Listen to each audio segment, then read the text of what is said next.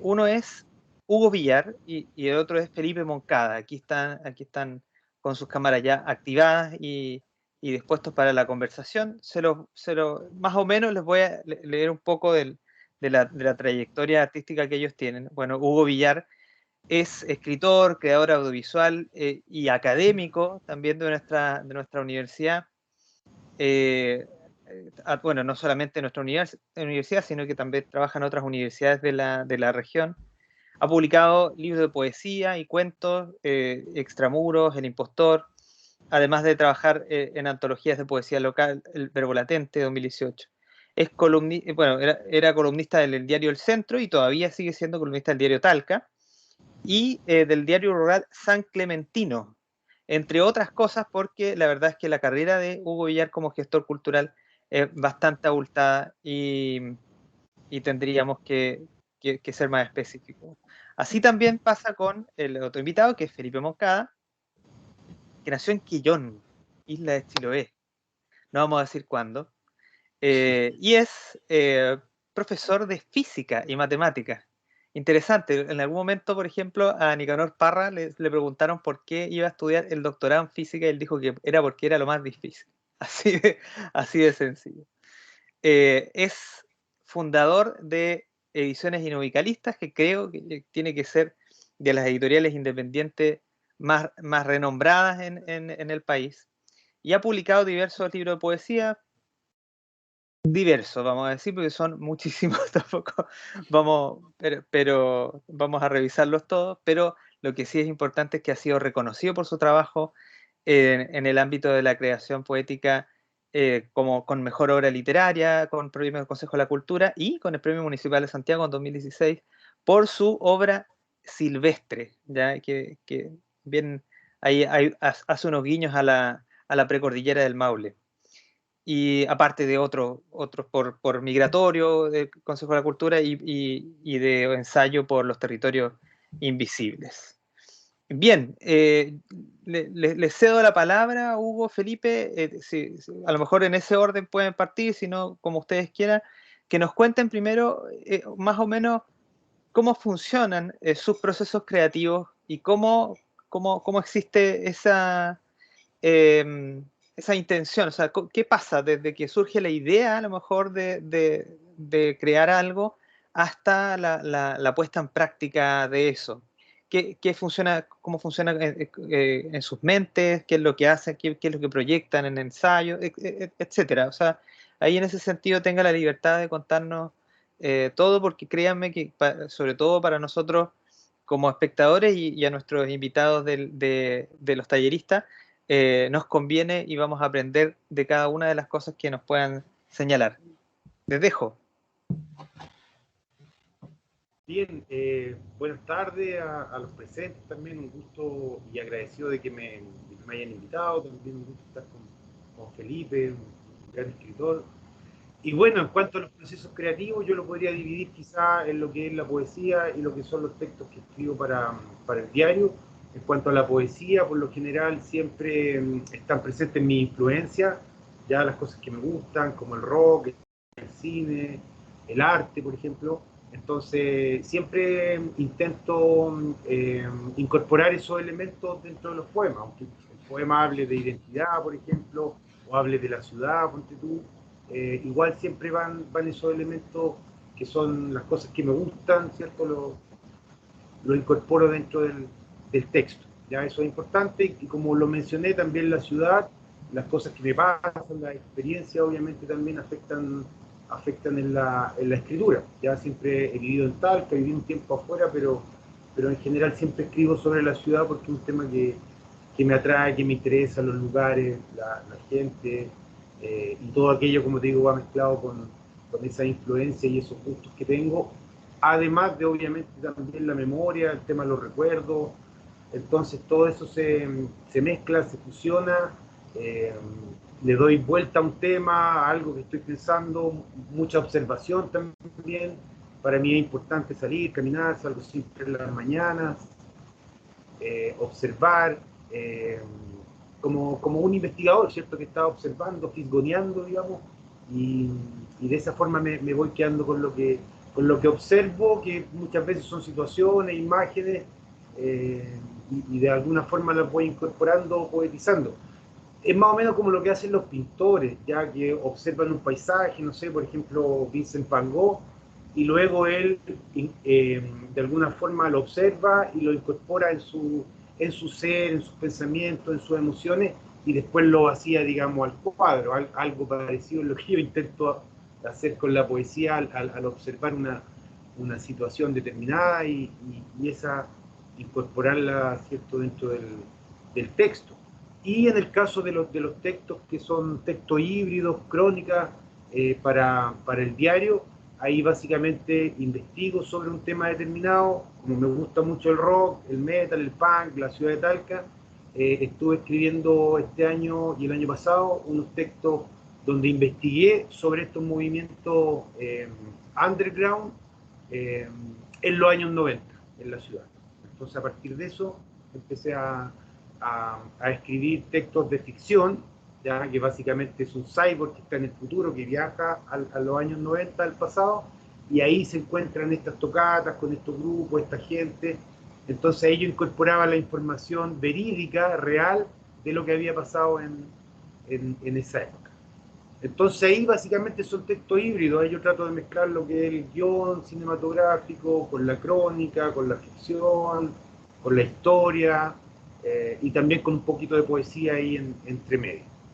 Entonces, eso básicamente, me gusta escribir escuchando música, siempre estoy escuchando música, no sé si me inspira, pero sí me genera quizá el estímulo para crear, y como te decía, mucho en la observación, caminar, a veces en el mismo celular, en el mensaje, ¿cierto? En el audio uno graba lo que piensa, o lo que...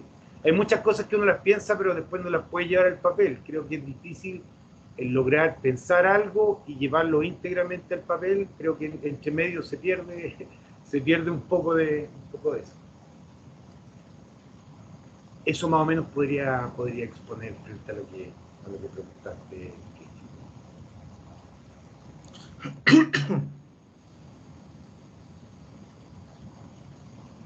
Ya.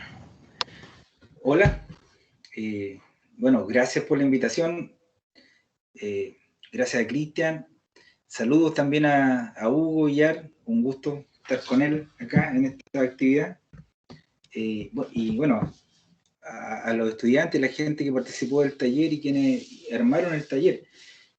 Al igual que el Hugo, yo también separaría lo que es la creación en la poesía y la creación en el ensayo, al menos los procesos de escritura, que tienen los dos características como bastante particulares. Por ejemplo, en la poesía, hasta el momento yo he publicado más o menos como unos 8 libros de poesía, y cada uno ha intentado hacer como un paradigma diferente.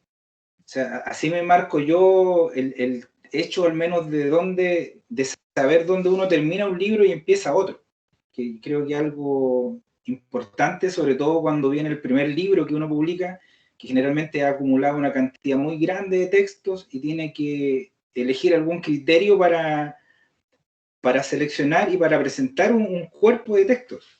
Entonces, para mí ha sido como que cada libro representa una especie de acción también vital distinta. Para mí eso lo separa.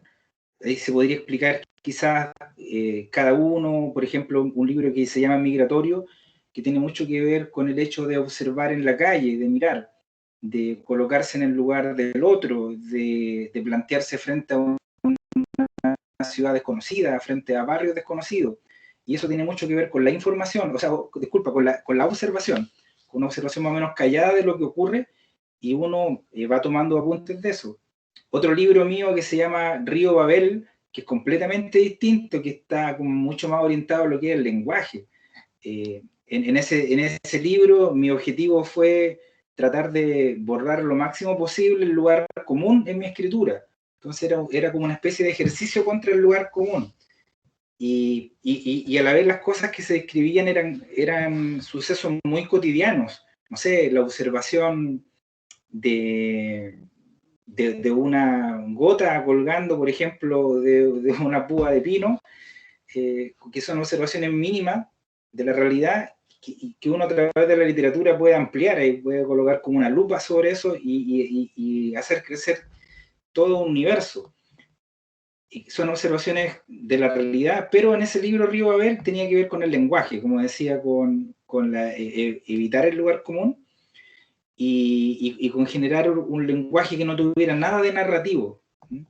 Y así, cada uno de los libros han tenido un distinto objetivo o una distinta manera de trabajarse. Y en el caso del ensayo, es un poquito parecido, igual a lo que mencionaba el Hugo, que tiene que ver con que hay un periodo de investigación primero. Y ese periodo de investigación ahí va a depender de la curiosidad que uno tenga y del material que vaya hallando. Entonces, ese periodo puede crecer mucho, así como también se puede escribir un ensayo con el poco material que uno tenga. Depende un poco del objeto a ensayar. Yo generalmente ensayo sobre lecturas.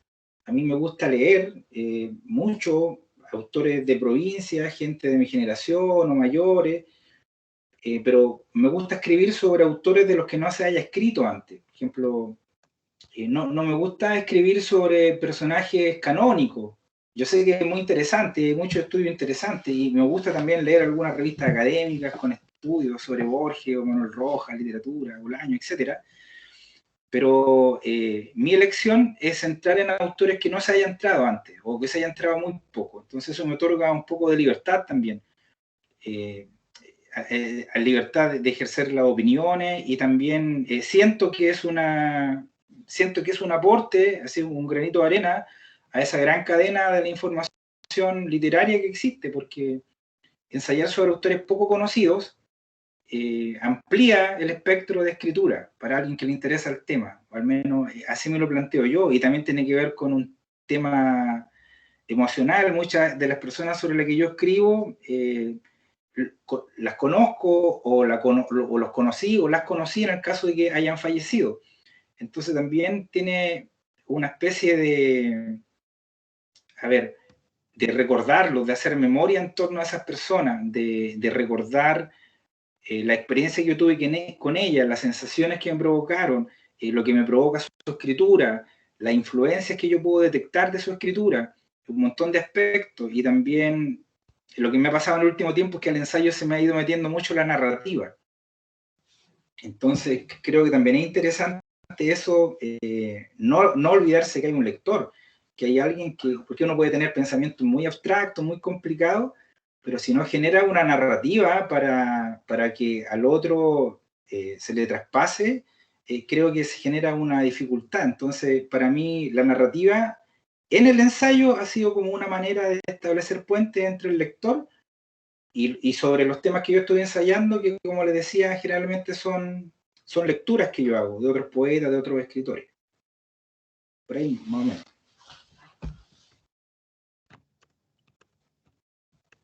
Bueno, interesante panorama.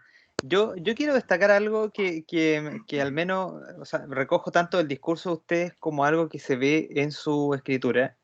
Y me parece que a lo mejor podría dar pie para esta conversación, y es que hay un aspecto que atraviesa el discurso de ustedes dos, y esta actitud del flaner, en el fondo, del paseante, del que va absorbiendo el mundo a través de la mirada sensible del artista. Entonces, bueno, para empezar, no sé si ustedes se proponen quizá esa como actitudes desde un proyecto escritural, o más bien es algo que simplemente se da, o también podría ser que ustedes lo toman como influencia a lo mejor modernista clara y lo trabajan a partir de ahí. Pero primero eso, y me parece que, no sé si en este caso correlación determina causalidad, dirían los investigadores, pero esta actitud del paciente también tiene este correlato con que en sus textos hay descripciones muy preciosistas, o sea, descripciones que como Felipe Moncada decía, hacen zoom sobre un evento en particular y entonces obviamente que le sirven al lector para destacar la belleza de ese aspecto. Y ese aspecto, bueno, tanto en el paseo físico por la ciudad, como en el caso a lo mejor que se da más en la poesía de Hugo, el caso de la memoria. Entonces, no sé, es un tema grande, quizá se lo proponen o sale, creen que es parte de su generación. Por favor, cuéntenos.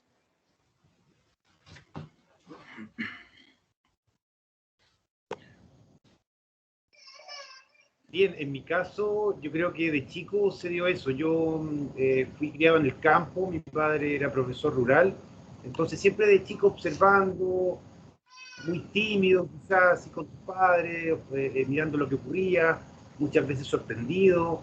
Eh, en mi caso, cuando viví en Talca de pequeño también, viví en el barrio Rojo, en la de Oriente, entonces ahí pasaban muchas cosas extrañas, muchas luces, gente, bulla, y uno no sabía realmente lo que era, ¿me entiendes?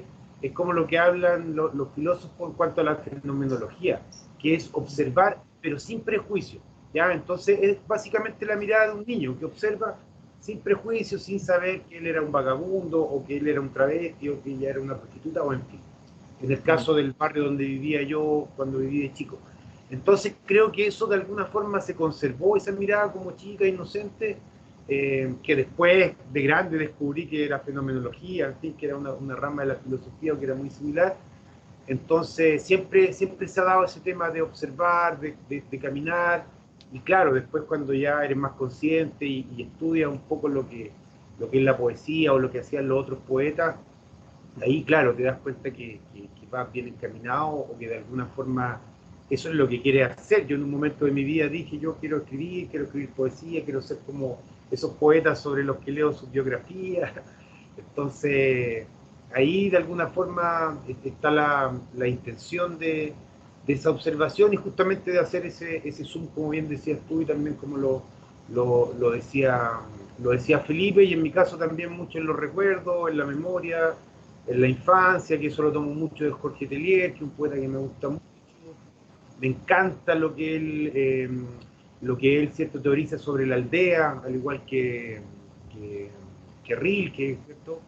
Eh, entonces, esa es como la onda, pero como te digo, mezclado con el cine, mezclado con el rock también, con el arte, reflexiones sobre arte, cosas así. Trato como de fusionar todo aquello y de ahí sacar un texto interesante y que ojalá sea creativo. Eso es como lo que yo espero. Siempre espero ser creativo de alguna forma, aunque a veces siento que no doy el ancho, pero eso me motiva a seguir intentándolo y en ese caso ir mejorándolo. Por ejemplo, en el libro que voy a sacar ahora, ahí, claro, era claro el tema del cine. Entonces ahí traté de investigar, de reflexionar, de observar todo lo que tenía que ver con el cine, con los actores, con las películas, con Hollywood, con los extras, con los productores, con la edición, en fin, todo eso, y traté de unirlo, de fusionarlo a lo poético, a lo metafórico, utilizando también un lenguaje cinematográfico o el tema de los planos, de las cámaras.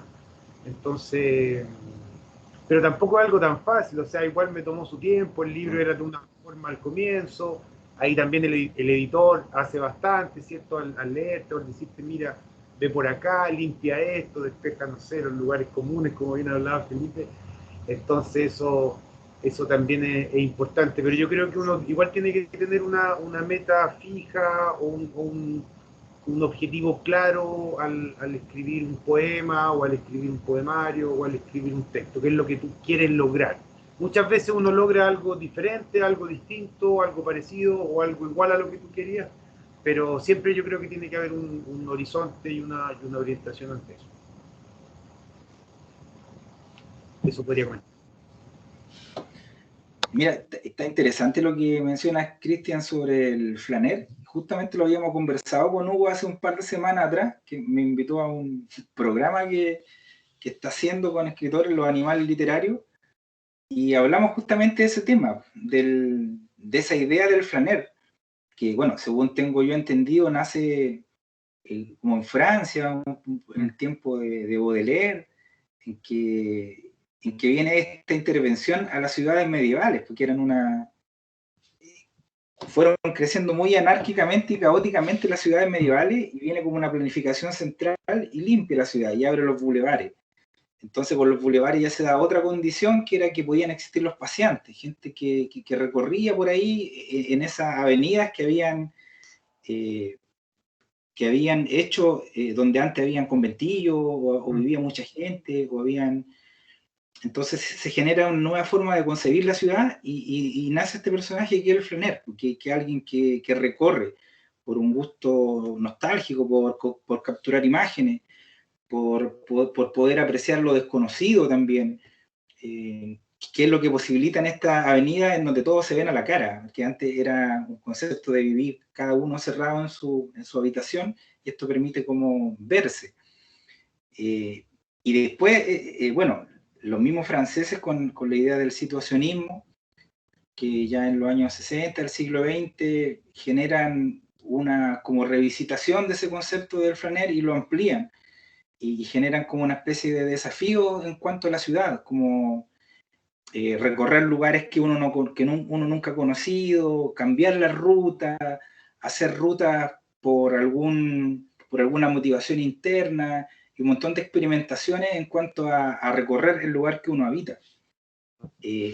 A mí me gusta la idea claro, es toda una onda francesa, entonces a mí me gusta chilenizarlo un poco, me gusta el concepto del vagoneta o del vago, que sería nuestra versión del flaner, pues la gente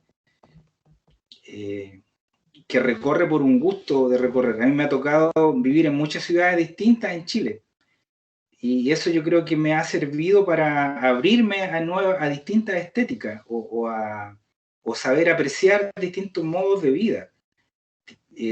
Por ejemplo, la semana pasada me tocó ir a Molina, aquí cerquita al lado, y me encontré que había muchas tipografías en los carteles, o sea, habían pinturas en la frutería de fruta, habían unos negocios grandes pintados con unos condoritos, pero había toda una tradición visual en cuanto como a una especie de barroquismo pictórico, así colorido.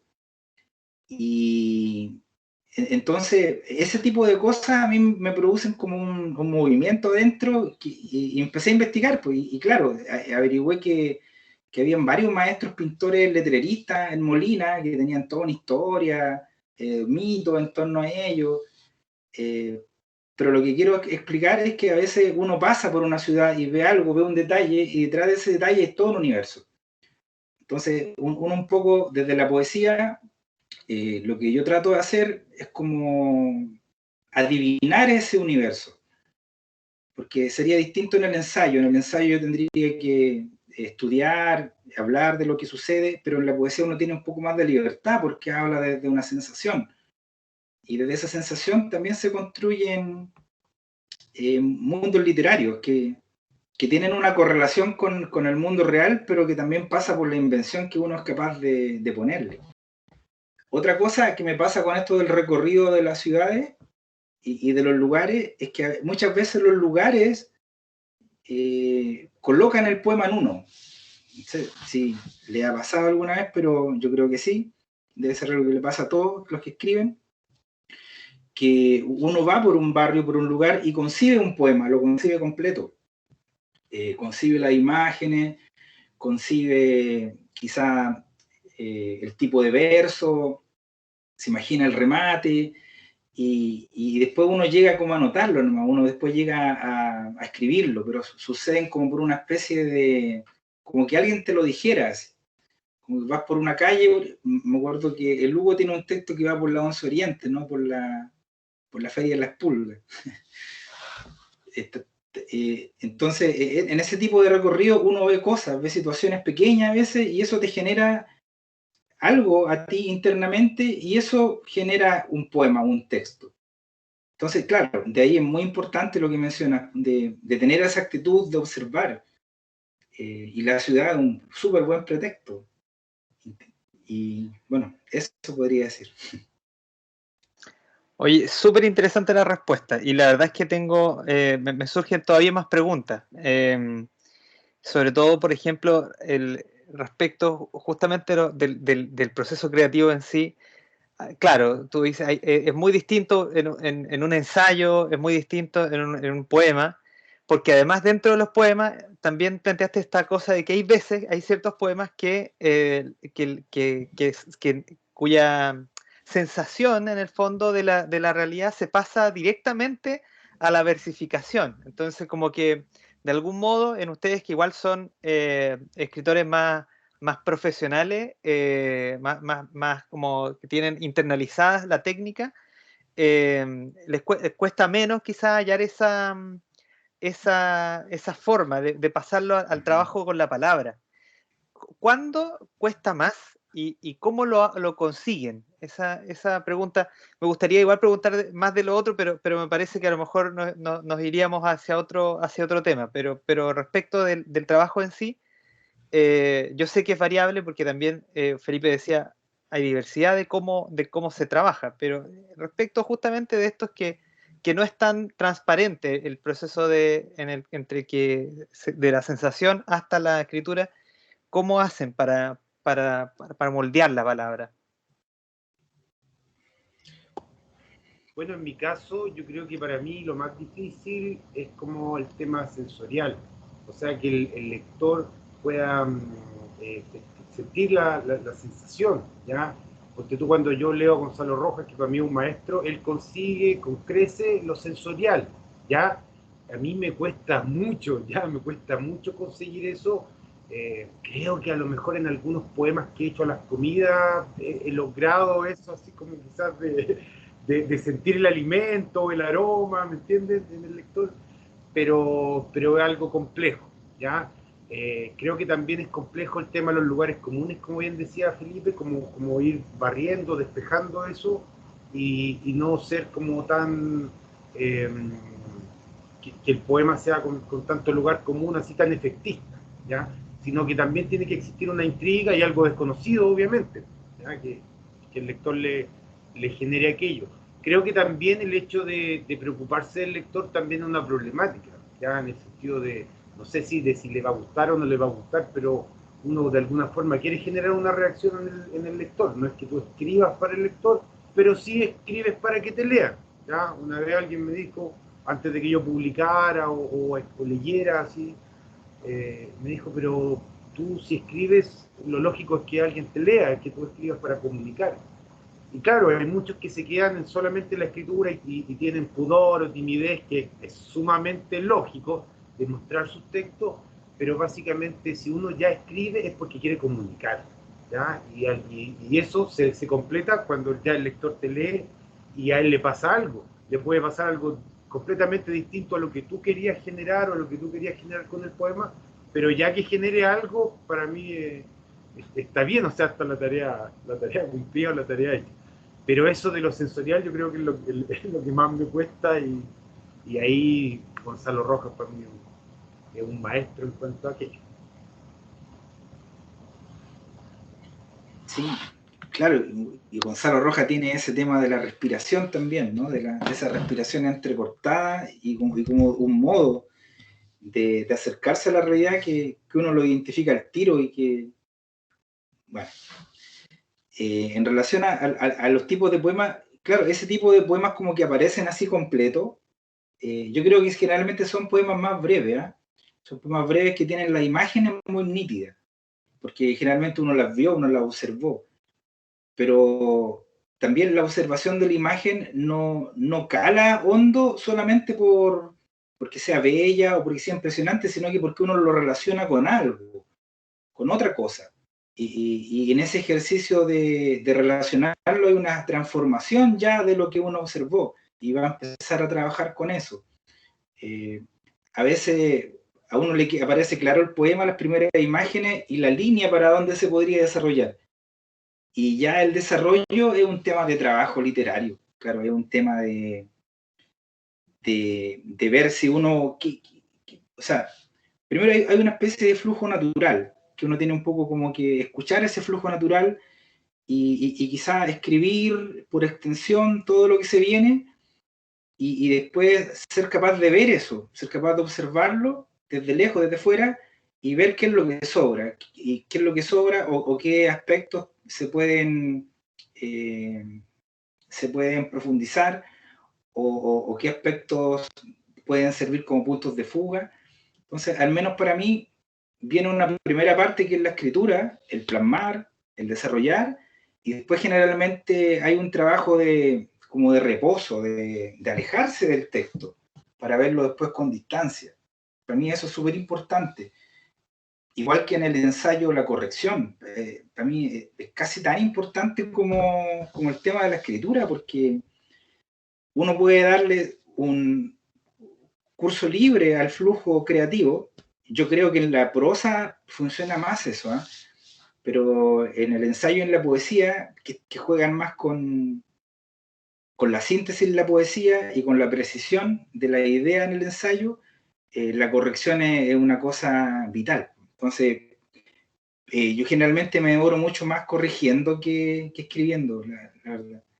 Y como escritor es importante saber mirarse desde afuera. O sea, uno puede escribir un texto apasionadamente en un momento, pero a la semana ya no va a existir la misma pasión, pero va a estar el registro. Entonces hay que contrastar qué es lo que sobrevive de esa pasión o qué es lo que es capaz de sobrevivir. Eso quería como destacar, el trabajo un poquito, porque como que hablamos ya de la captura, ¿sí? Del instante, pero después cómo eso se desarrolla, cómo se trabaja, y ahí es donde están los mecanismos literarios, todo lo que uno sepa de mecanismos literarios, todo lo que uno conozca de autores, la lectura, leer mucho, todo eso es como una especie de alimento con el que uno puede ya desarrollar un texto y trabajarlo. Eso. Oye, súper interesante esto. Hay varias cosas que he anotado de lo que ustedes dicen, ¿eh? Me parece que en todo caso, por ejemplo, cuando habla Felipe de la pasión o cuando Hugo hablaba de sacarle estos lugares comunes al poema, va en directa relación con esta parte que es la revisión, así como creo que era Borges que decía que era más era mucho más lo que revisaba también que lo que escribía. Y, y en el fondo, este es un comentario, yo soy el que, digamos, tendría que abrir la conversación, pero estoy haciendo un comentario, así que me pido perdón por eso, pero yo se lo digo desde el punto de vista, por ejemplo, como profesor de castellano, que siempre nos tocó hacer los talleres literarios en los colegios. De repente uno piensa justamente qué mal le ha hecho a Chile la frase de que Chile es un país de poetas. No porque no lo sea, sino que porque entonces se elabora una mala después conclusión de que entonces en cada chileno hay un poeta. Y entonces, en general eso se entiende como de que lo que se saca, digamos, a la imagen que se construye, el texto primigenio en su estado más pasional, eh, o en su estado más lleno de lugares comunes, en palabras de Hugo, eh, ese texto es prístino, es puro así, tal cual. Y no hay que pulirlo ni esas cosas. Entonces, claro que es súper interesante que ustedes hablen de ese aspecto también, del asunto de la corrección. Pero yo quisiera llevarlos también a otro tema que también circuló en esta última respuesta que ustedes dieron, que yo creo que es la pregunta, yo creo que esta es una pregunta profunda, así que después de esto, a lo mejor, pero no es tan mal, así, pero es ¿por qué escribir? Me parece que esa pregunta es como la que yo he visto a lo mejor gente que lleva muchos años y que tampoco sabe muy bien por qué escribe en el fondo.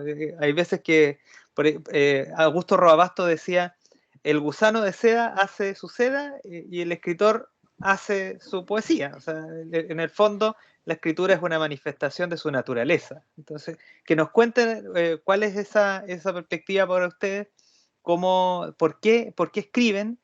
¿Y por qué entonces alguien que siente profundamente algo, que quiere cristalizarlo, debiera escribir? Buena pregunta, sí, esa del por qué se escribe. Es una pregunta que ha dado y da para mucho. En mi caso, yo creo que, como lo dije anteriormente, por comunicar, ya una necesidad de comunicar, pero también una necesidad biológica, fisiológica, quizás también de sacudirte algo que tienes dentro, ¿cierto? En tu mente, tus sentimientos, tus emociones, las cosas que observas, y llevarla, digamos, al papel y así como poder comunicar, crear. eh, entonces, yo creo que por esa necesidad lo hago, es algo espontáneo, como lo que bien decías tú del gusano. Si bien en algún momento una intencionalidad de decir que yo me quiero dedicar a esto, realmente lo quiero hacer serio, eh, pero en general es una necesidad, así como las diferentes manifestaciones artísticas, no sé, en el caso del cine o de la pintura. Entonces, en mi caso es por eso y porque me divierto y porque me entretiene mucho también. Eso para mí es algo muy importante. Por eso, por ejemplo, yo no escribo por dinero, ¿ya? No escribo para vender o para crear bestsellers o para mantener a mi familia, sino que lo hago porque me gusta y porque me divierte mucho, ¿ya? Entonces, por ejemplo, Einstein decía que la creatividad era básicamente la inteligencia divirtiéndose, ¿ya? Entonces, a mí me gusta divertirme creando y jugando con las palabras, con las imágenes, con los tipos de texto y todo aquello, pero también siempre con la idea de comunicar algo. Eso sí. Sí. Es como la pregunta de las preguntas, porque de ahí incluso salen poéticas enteras. Me acuerdo siempre del por qué escribí de Enrique Lin, como un ejercicio de tratar de dar respuesta a eso. Y también me gusta la idea de dejar una huella, ponte tú, de dejar una marca que otro puede tomar y considerar en algún aspecto.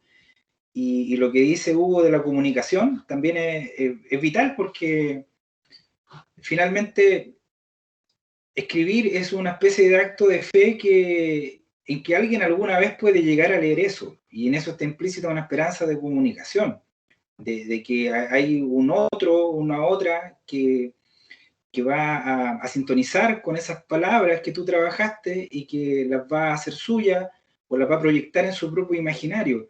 Entonces, la comunicación, aunque muchos de los escritores o el oficio de escritor en sí, yo encuentro que es bien solitario, ¿eh?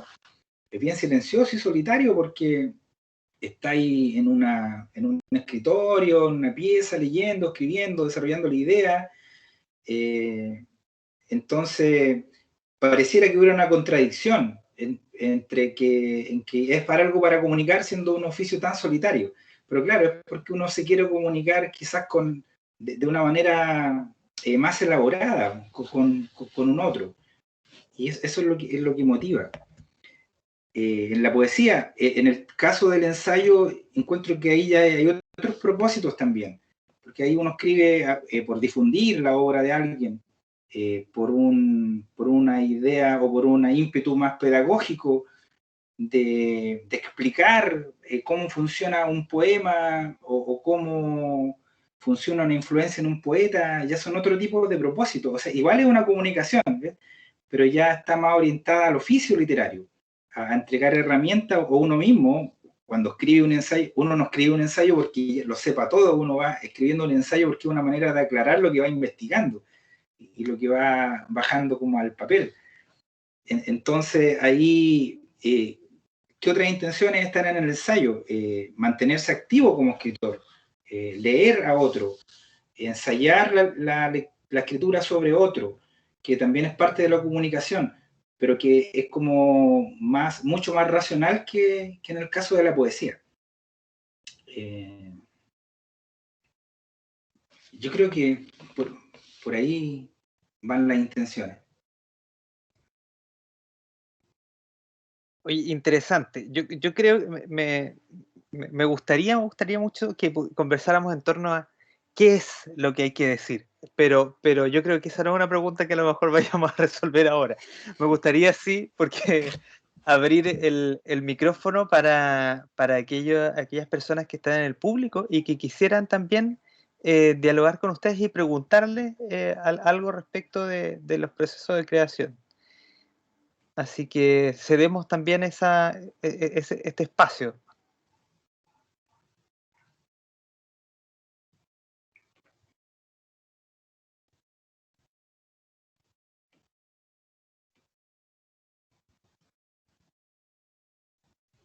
Sí, parece que no veo preguntas. Bueno, pueden, o bien, ahí hay una pregunta. Valeria. En realidad, yo ya estoy como un poco tardía, que elegí otra ruta, pero sé que hay estudiantes y las personas que participaron en el taller que tienen esta semilla de la creatividad y de la escritura, y los hábitos que ustedes comentaban son hábitos un poquito ya hechos, a lo mejor el de la observación, pero ¿cómo partió esto, esta semillita, cómo se fortalece esta semillita de hábitos? Porque los hábitos se repiten, entonces, porque cuando yo los oía veía mucho como de ya adquirido y de un fortalecimiento de la actividad, pero cómo ese camino llega a fortalecerse pensando en los nuevos escritores, en esos inicios que están ahí interesándose en el mundo juvenil, y también adultos ya, porque tuvimos personas adultas ahí en el taller que tenían interés, pero que están recién. ¿Qué consejos para fortalecer aquello? Y bueno, quizás si yo algún día me animo también. Mira, yo el consejo que podría dar es que hay que ser metódico, es un trabajo, hay un esfuerzo, ¿cierto? Yo creo que sí existen los genios, pero son pocos, ¿ya? Y ni siquiera los genios son tan genios como para crear algo y esto es una genialidad. También tienen que corregir, también. Entonces yo creo que eso es la motivación, el método, el proponerte leer un libro o varios libros, el proponer llenar tu libreta con textos, con poemas, aunque nunca los publique. Yo, por ejemplo, en mi caso, escribí 10 años antes de publicar mi primer libro y de leer por primera vez frente a un público, ¿ya? Entonces, es un trabajo, digamos, y un trabajo arduo y bien metódico, donde, no sé, yo me acuerdo, una vez leí una entrevista a Jorge Edwards, que es narrador, y él quería ser poeta, pero dijo que se había cambiado porque él escribía igual que Neruda. Ya, igual que Pablo Neruda le salían los poemas. Entonces dijo, esto no es lo mío, y se cambió a la narrativa y un gran... Entonces, sí, puede ser que al principio escribamos igual o muy parecido a nuestra gran influencia, al escritor que leemos siempre, nuestro favorito, pero claro, en un momento ya eso se tiene que dejar de lado y quizás quedar alguna influencia de ese escritor, que está bien, que no es plagio, pero yo creo que uno también tiene que de alguna forma encontrar su identidad y es una búsqueda igual larga y extensa, no es que tú la vayas a encontrar al tiro o tu forma de escribir que sea distinta o que trate de ser diferente, es un trabajo arduo y bien metódico, creo yo, en ese sentido. Gracias. Sí, yo creo, con respecto a lo que decía Cristian hace un rato sobre lo que uno se encuentra en los talleres, como esas convicciones, que en ese caso en que Chile era país de poetas, como que entonces cualquiera podía escribir. Hay otro lugar así que es el que la persona que no lee porque tiene miedo a adquirir influencia. Es algo también bien común. Entonces, en ese sentido, yo creo que debiera primar la curiosidad o sea, tener una curiosidad absoluta por autores y autoras de toda la época y de distintas tradiciones también. A veces uno se engancha con poetas de la tradición chilena porque representan cosas similares que uno ha visto y se identifica, pero también es interesante ir a otras tradiciones y ahora hay mucho material disponible en todos lados, entonces uno empieza a buscar que hay poesía de distintas, no sé, está la poesía árabe, la poesía china, japonesa, sufí, afgana, hay tantas formas que existen de versificar y uno generalmente conoce como lo más cercano, lo más pequeño. Entonces yo, a modo de consejo, como que propondría explotar esa curiosidad por distintos referentes, sin miedo a que uno se vaya a influenciar. Porque los temas de la poesía, como dicen por ahí, son pocos, son el amor, la muerte y sería. Pero la forma de abordarlo es múltiple y entonces uno enriqueciéndose de formas, quizás va a encontrar también formas nuevas. Y lo otro es también desapegarse un poco de lo que uno escribe y no tener miedo a la crítica y ser autocrítico con uno. O sea, con desapegarme me refiero a que lo que yo ya escribí, desaprenderme de eso. Ya no, una opinión sobre eso que escribí no es una opinión sobre mí como persona, es una opinión sobre el texto. Entonces, hacer esa separación, y cuando uno empieza a ser autocrítico, o acepta la crítica de otros, empieza a avanzar súper rápido y empieza a generar como esos hábitos que preguntaba Valeria, que tienen que ver con, claro, con distintas maneras.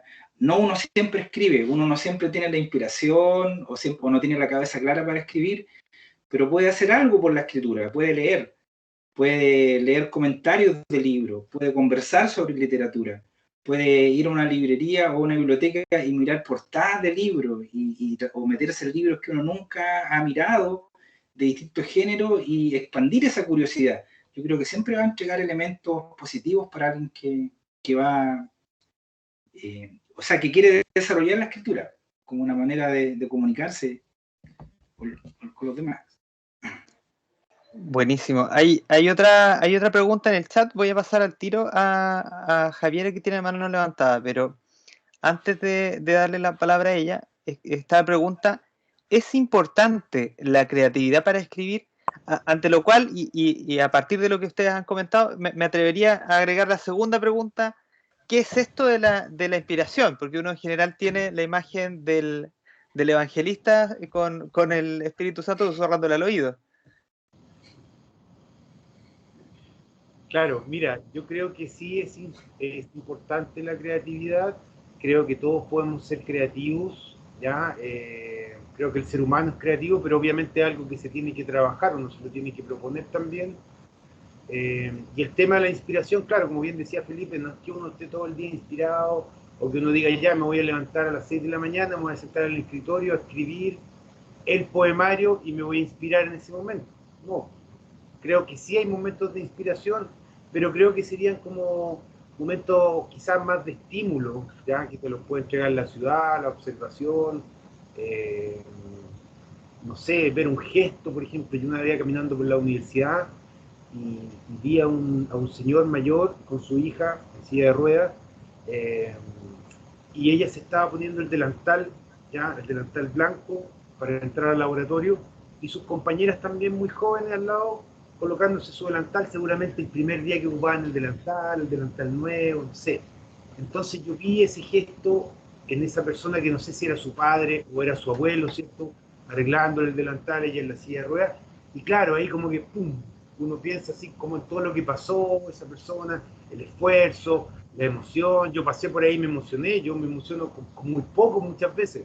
Y creo que eso es algo también importante en la poesía, que uno tenga el valor de mostrar sus emociones, ya no completamente quizás, o no total en todo el poema, pero sí desnudar o desvelar un poco de tu sentimiento, de tu emoción. Finalmente eso también es poesía, y también tiene que existir eso.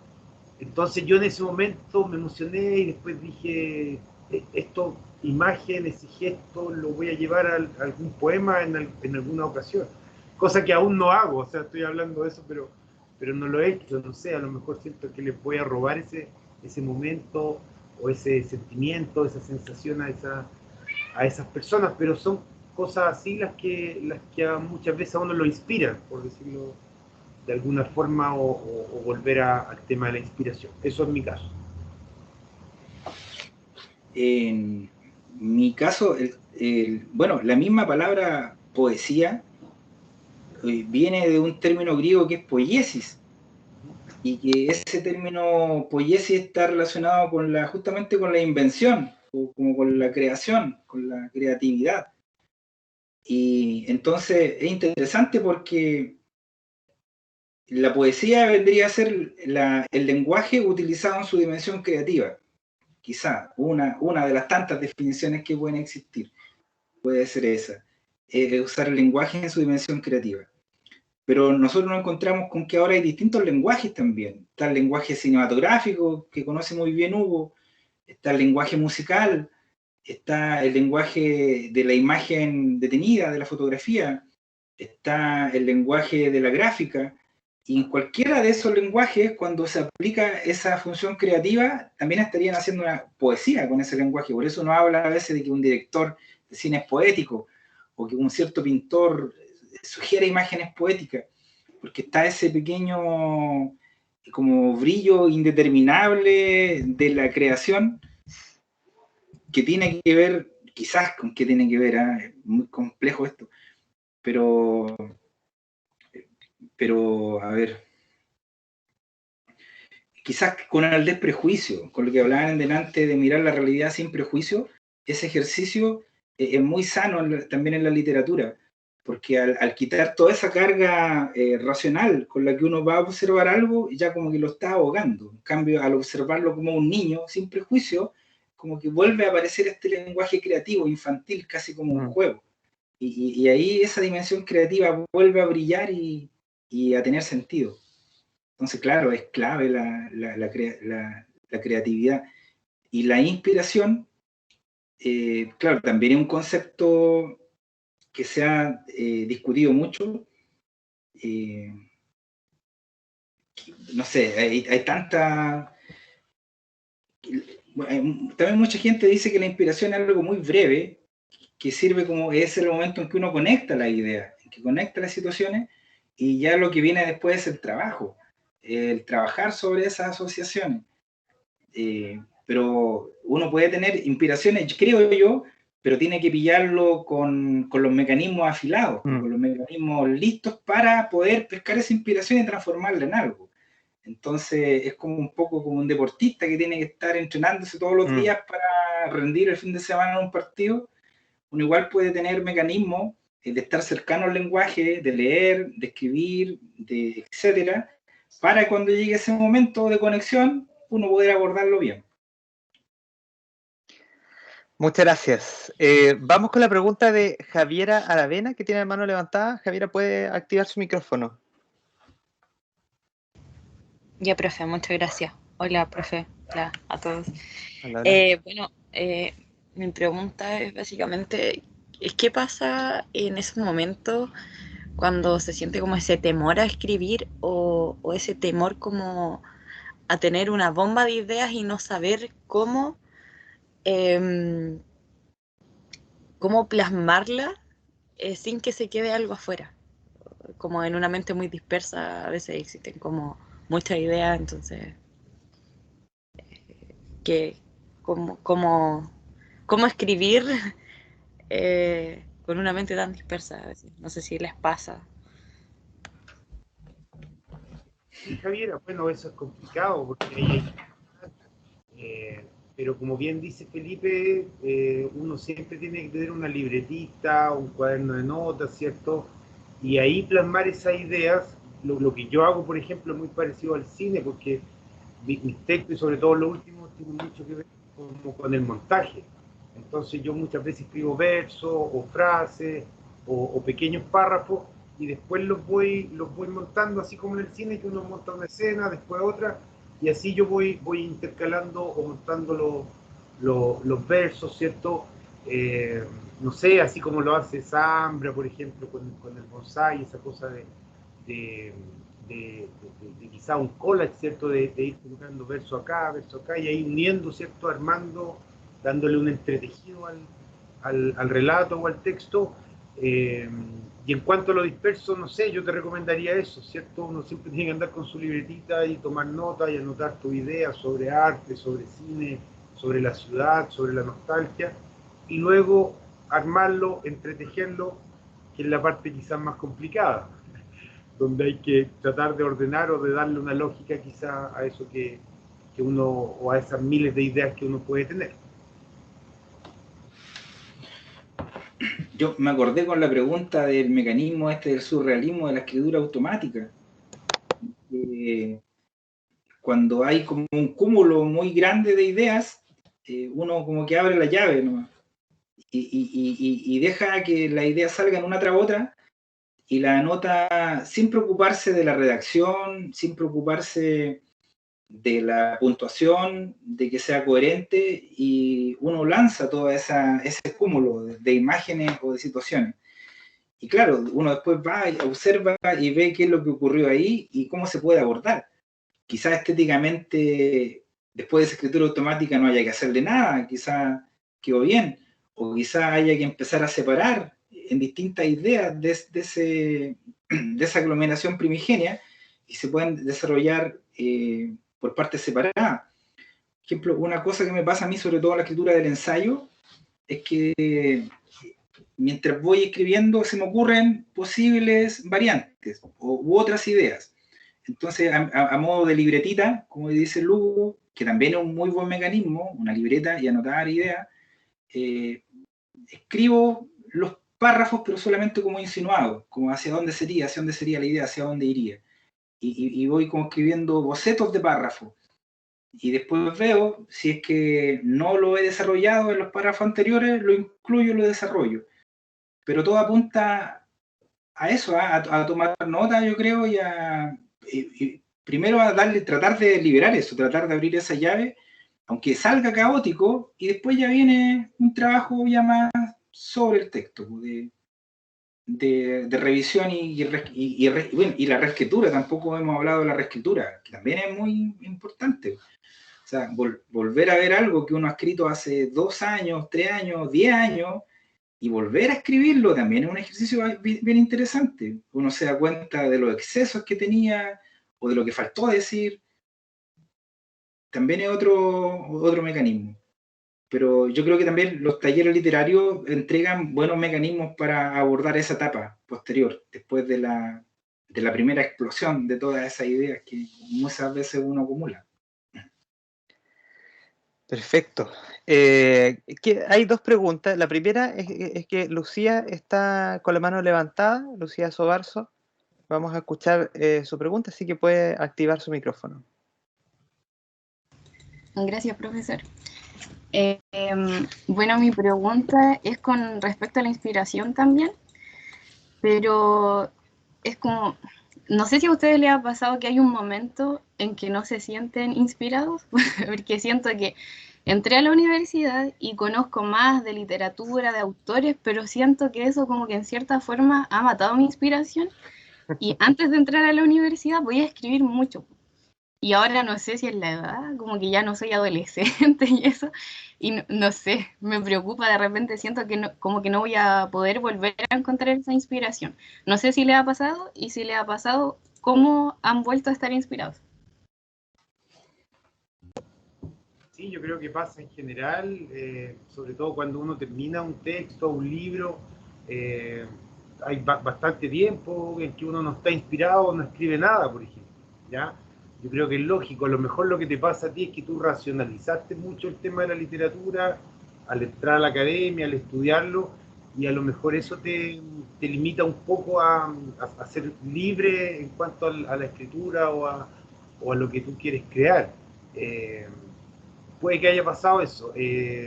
No sé cómo recuperarlo, tienes que quizás estimularte, relajarte, quizás un poco divagar, escribir bosquejos, y básicamente eso, tratar de divertirte con el tema más que esperar escribir el gran texto o decir ya me voy a inspirar y voy a escribir el gran poema, ¿cierto? Que nunca se ha hecho. No, en realidad quizás escribe relajada, divirtiéndote con lo que estás haciendo, y obviamente después ya viene la etapa, como bien decía Felipe, de racionalizar o de armar todo o reescribirlo o de corregirlo y ahí incorporar todos esos conocimientos que has adquirido de literatura, por ejemplo, en la carrera o los autores que has leído. Eso te podría decir yo, Lucía. Sí, y quizás también no forzar la escritura, ¿eh? Porque quizás hay momentos en que uno no tiene nada que decir nomás. O, claro, si uno tiene algo que decir urgente y no encuentra la manera, eso duele más porque hay algo que está ahí como hirviendo por salir y que no encuentra su vía de escape. Pero de repente hay momentos distintos. Yo no sé, yo no me doy como ejemplo, pero también cuando estudié en la universidad pasé años también sin escribir. Entonces, pero sí leía, acumulaba otros referentes, ideas, y lo que tú dices sobre ese concepto como que de la academia como que nubla un poco la creatividad porque están los referentes muy encima. Es algo que le pasa a gente de otras áreas también, ¿eh? Gente que le pasa del área del arte, ponte tú, que pintan mucho, son muy creativos, entran a estudiar arte y sienten como un bloqueo, porque además que uno se encuentra con la opinión de los demás, o sea, y ya sabe lo que se ha hecho, lo que no se ha hecho, pero encuentro que como síntesis, no forzar, yo creo, la escritura. Si uno no tiene ganas de escribir, no escribir. Y sí, lo que puede motivar en ese caso es buscar lecturas distintas, quizás lecturas que no estén en el plan de estudio que tú estás siguiendo. O sea, buscar otros referentes completamente distintos, inesperados, así que te sorprendan. Y de ahí puede generar también una liberación de esos flujos, pienso yo. Sí, muchísimas gracias. Bueno, en la escritura académica igual pasa, perdón la comparación, pero dentro no solo porque sea escritura literaria versus escritura académica, sino que en la escritura académica igual pasa, tiene sus momentos. De repente cuando uno está demasiado encima del texto, no va a haber nada. Y es momento de, como me parece que quedó súper en el discurso de ustedes, así súper reflejado, el momento de aquietarse, de calmarse, de tener un tiempo de estar tranquilo para poder empezar a reflexionar y ahí sacar esas cosas que están ahí, recuerdos, imágenes, etcétera. En mi caso, papers y cosas un poco más tristes, digamos. Había otra pregunta que era, que me parece que igual han quedado más o menos, han conversado más o menos sobre esto, pero de todos modos a lo mejor darle una respuesta ya más directa. Betsabé decía, siempre he escuchado que el autor siempre está reflejado en su obra. ¿Consideran que es así? Y la otra pregunta, dejo las dos y así comentamos nomás. De Richard dice, ¿se puede asemejar la inspiración a un fantasma? Ya que cuando se encuentra rondando ahí, hay que atraparlo para escribir y que las ideas fluyan al papel. Bueno, en el caso de la primera pregunta, que era de Betsabé,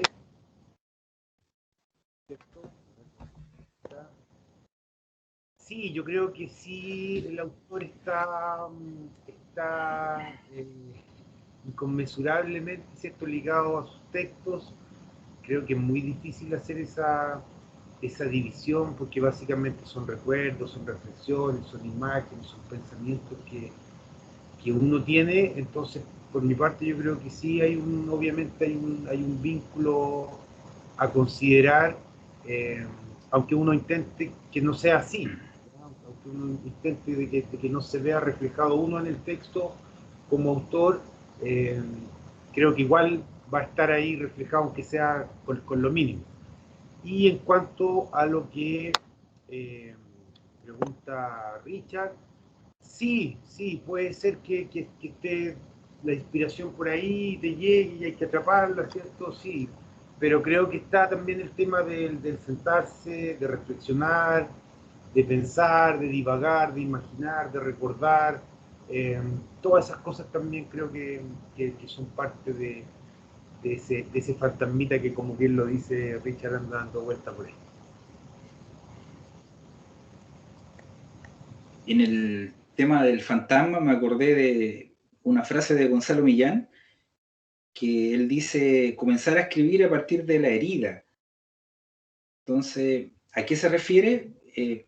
Yo siento que se refiere a que uno, cuando esa inspiración anda medio esquiva, siempre hay algo que a uno le duele más, hay un conflicto que uno tiene, así. Que a eso se refiere Gonzalo Millán con la cicatriz o con la herida, algo que a uno lo determina y le duele. Entonces, generalmente ese motivo de escritura también es más fácil entrar por ahí, por esa cicatriz, porque son cosas que uno quiere exteriorizar. Entonces, enfrentar esos conflictos o esos fantasmas que uno tiene también es un buen punto de partida para la escritura. Y la otra era... Sobre si un autor está reflejado en su obra. Claro, sí. Yo ahí concuerdo también con Hugo que uno siempre está reflejado, porque hay una cosa que es la poesía lírica en primera persona, ponte tú, que ahí no hay duda de que la persona está reflejada en la obra, porque cuenta en primera persona lo que le ocurre. Yo vi esto y me sucedió tal cosa, ahí no hay duda de que el sujeto está reflejado. Pero cuando uno observa una realidad que no tiene que ver con uno, también está actuando el filtro de uno. Entonces también uno está ahí, al menos, y eso yo lo practico harto en mi escritura, que tiene que ver con esta idea del objetivismo también, que desarrollaron las corrientes norteamericanas, con William Carlos Williams, otros autores, que tiene que ver con que el sujeto no sea protagonista necesariamente de la escena narrada, pero sin embargo siempre va a estar ahí el sujeto porque siempre está pasando a través de él la información. Hay un concepto también de Mallarmé que se llama la transposición, que tiene que ver con que yo pesco algo de la realidad y lo describo a mi propia manera, lo transformo con mis propias coordenadas, es decir, con mi propio lenguaje. Entonces yo pesqué la realidad y la transformé, pero esa máquina transformadora fue la persona. Entonces igual queda implícita la persona en ese texto. Entonces, eso, yo creo que sí, siempre queda la persona en el texto, aunque no lo haga explícito. Bien, yo creo que ha sido una conversación interesante y que podríamos extenderla, pero vamos a cerrarla más o menos acá. Me queda, en lo que ustedes me dicen, me quedan muchísimas preguntas, así como por hacer respecto además de sus propias poéticas. Lo que han dicho me confirma que esta relación con los modernistas, que a mí me parece muy patente en la poesía de ambos, se da en los padres de los simbolistas, que son los simbolistas franceses. Entonces, yo quisiera, bueno, a modo de conclusión, cerrar con un fragmento de un poema de cada uno de ustedes, o sea, uno de Hotel París de Hugo Villar y otro de Semilla de Felipe. A modo, digamos, como para también compensar este vacío que va a producirnos el terminar esta conversación. Me quedo con este fragmento de Hotel París, dice: creo que la vida es hostil y las noches largas, como una carretera ciega, como un Cristo falso. Aún sigo sentado esperando el tren que lleva a ninguna parte. Esta gente está cada vez más loca. Yo cada vez que lo leí, o sea, cuando lo leía, me hacía sentido dos cosas. Primero, la tradición cristiana, y bueno, no seleccioné otro fragmento, pero también la tradición filosófica occidental, que está muy presente, eso se nota mucho. La academia de Hugo sí se nota mucho en su poesía. Y Safo, o sea, que yo decía, el primer antecedente de poesía lírica y la imagen de la noche, aquí dando vueltas de esa manera tan nostálgica. Y con Semillas hay una parte que dice: natural es el arte de permanecer, ya seas maleza o copa de cuarzo en la melosa. En el otoño van juntos a lucir el esqueleto de la persistencia. Y ahí hay algo de la poesía del silencio que la verdad es que ahí me deja muy como... es tanto lo que se dice como lo que se calla en esta poesía. La imagen deja esa reminiscencia de la huella, que es una palabra que también hemos escuchado mucho a Felipe en esta jornada. Pero también los grandes temas de la poesía occidental a la Manrique. De hecho, yo decía, está casi en la métrica de Manrique esto, sí. Así que, nada, yo quiero agradecerles muchísimo a Hugo y a Felipe de estar con nosotros. La verdad es que yo creo que ha sido un lujo tenerlos y ha sido un lujo que ustedes hayan podido también cerrar este taller. Esperamos que a nuestros estudiantes y los talleristas les haya sido esta jornada grata y también esperamos que nos podamos encontrar en otras ocasiones, no solamente así, así a nivel virtual, sino ya, como decía Felipe antes de que partiéramos, compartiendo esos coffee break en la sala 202. Ya, muchas gracias, Cristian, por la invitación. Estuvo bonita. Bueno, y que hayan quedado hartas preguntas con ganas da cuenta de que la comunicación fluyó. Esa es la idea, como que nunca se acaben las preguntas. Felicitaciones también a las talleristas, bueno, y que sigan insistiendo, que esto es el 90% de insistencia, yo creo, el tema de la escritura. Así que, bueno, y cariños también, Hugo, saludos por allá. Muchas gracias. Gracias. Que esté muy bien. Agradecer buena la instancia también. Hugo. Da para mucho, ¿cierto? Para seguir hablando mucho rato sobre esto y motivarlo a que escriban, ¿cierto? Los talleristas, los estudiantes, Valeria, todos, ¿cierto? A que puedan escribir y desarrollarse, porque es algo muy entretenido y a uno lo llena completamente. O sea, yo cuando escribo realmente me siento feliz y me siento muy bien, y eso es lo que me gusta también de escribir. Yo no sé, Carlos, que es el profesor también que llevó este ramo. ¿Quiere decir algunas palabras para cerrar?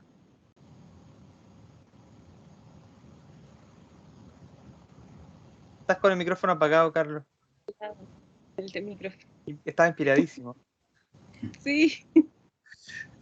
Como decía, darle las gracias a Hugo y a Felipe por la presentación que hicieron, muy interesante. Es cierto que quedan muchísimas preguntas por hacerse y por hacernos también nosotros mismos. Y segundo,